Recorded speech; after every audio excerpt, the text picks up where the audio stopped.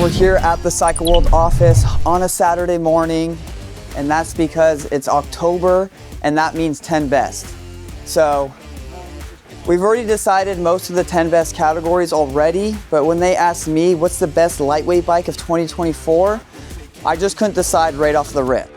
I knew the 3 bikes that I had in mind, but I had to get them all together with the boys to figure out what is the best bike in the lightweight category for 2024.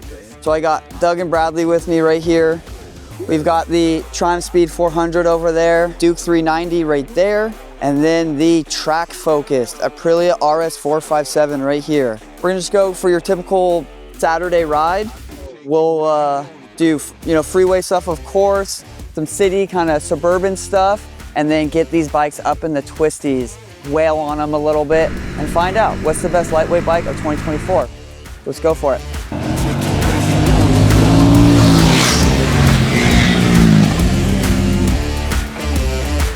Man, this KTM like 70 miles per hour, and like just a 6th gear, the roll-on like passing power is pretty impressive. And this thing doesn't vibrate or buzz like too much. Yeah, this Aprilia does feel good out here. It definitely has like a little bit heavier steering than the KTM, but like once you're out here, it feels really good and planted. Okay, I'm not gonna lie, right off the bat, this handlebar just feels silly on this bike. If I sit where they want me to sit, the gap between me and the handlebar is just like nothing. I'm like bolt upright. Yeah. It's yeah, it's a compact package. There's no doubt about that. And I mean, I can't really fault that because I'm just tall. Thanks, Dad. You made me tall. The rider section here is pretty long. So yeah.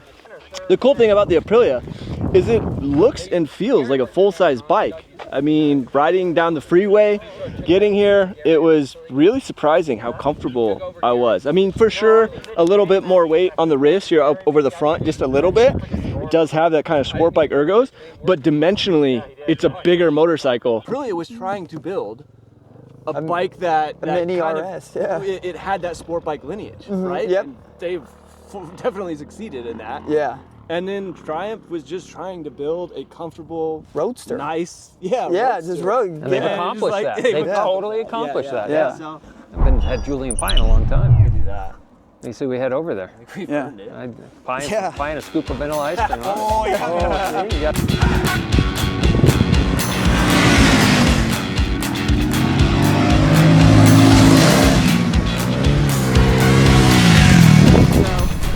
I'd already kind of done a couple little stunt tricks on the KTM. And I didn't think the Aprilia would do it so well, but it actually surprised me. Like, you can do no stoppies and it doesn't wheelie quite as well, but it was a pretty good little hooligan bike. The shorter rides would be better on the Aprilia. I don't find it offensive, but it's a little bit tighter than the Triumph.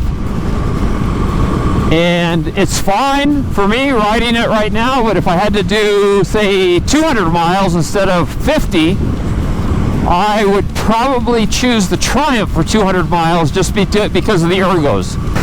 Yeah, the Triumph's pretty comfortable. I like the ergonomics on it. The engine doesn't quite have what the other bikes do, so it feels like you're kind of pushing the envelope of what this engine wants to do, that kind of sustained high speed. I will say the softer seat, the plush seat, is really nice.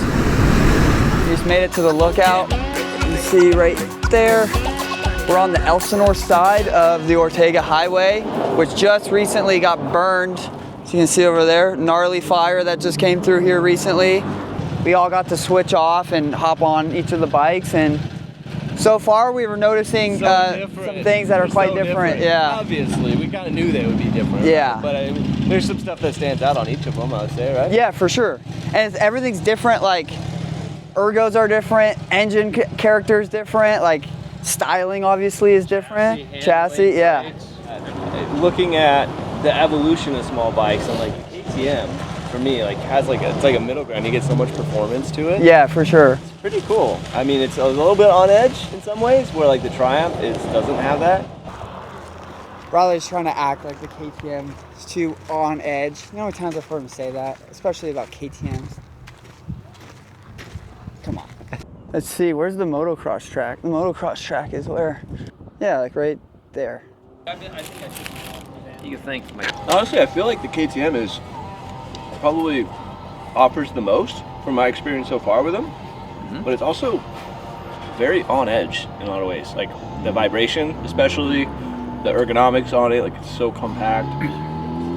It like asks a lot of the rider for relative to the category. Like if you're, I don't know, if you're a smaller rider, okay, it probably fit okay. I'd be curious. Yeah, I mean, it definitely feels pretty cramped, like compared to the Triumph and the Aprilia. Me being a smaller rider, like it doesn't really bother me so far.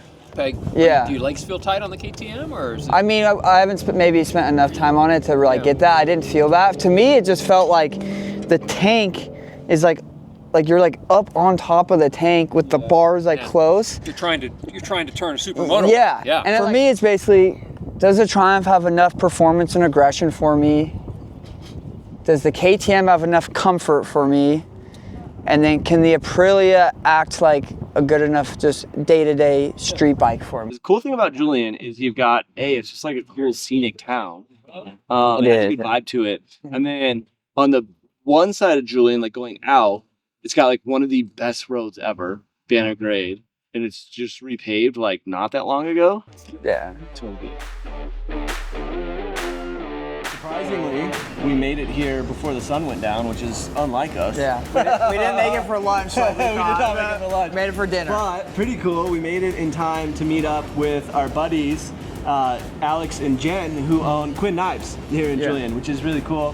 Some folks that we know from the motorcycle industry, and they ended up here, it was like a couple years ago. Yeah, I think she said 4 years ago. Yeah, and bought this knife store up here in Julian.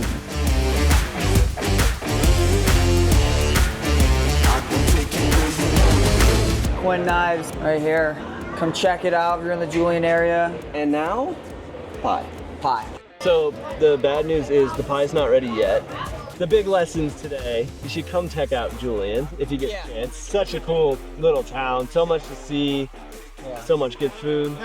And it was a good ride up.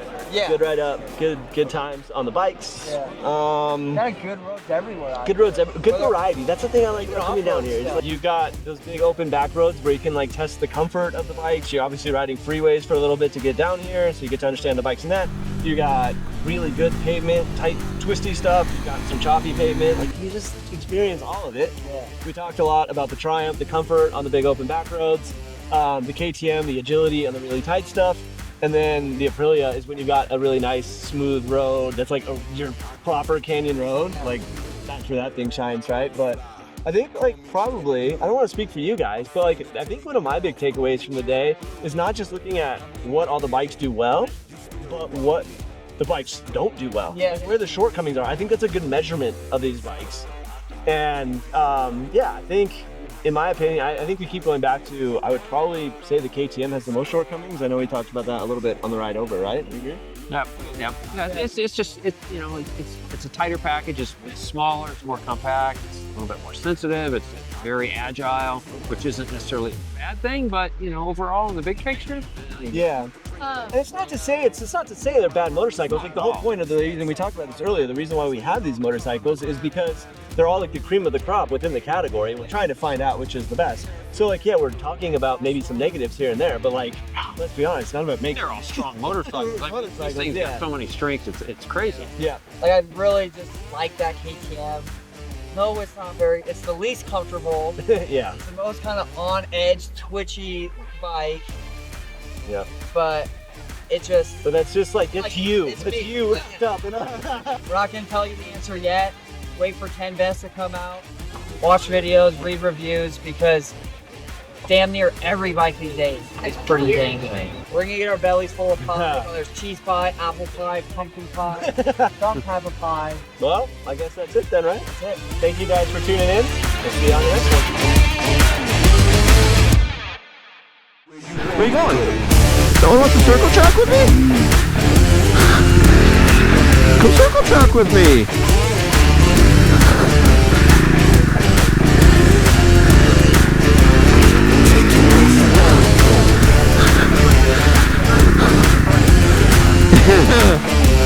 Tuck the foot. Woo!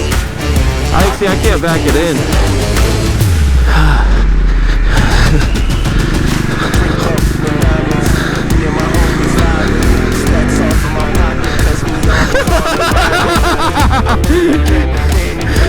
That little off camber right there is hard. You gotta really take advantage of it right there.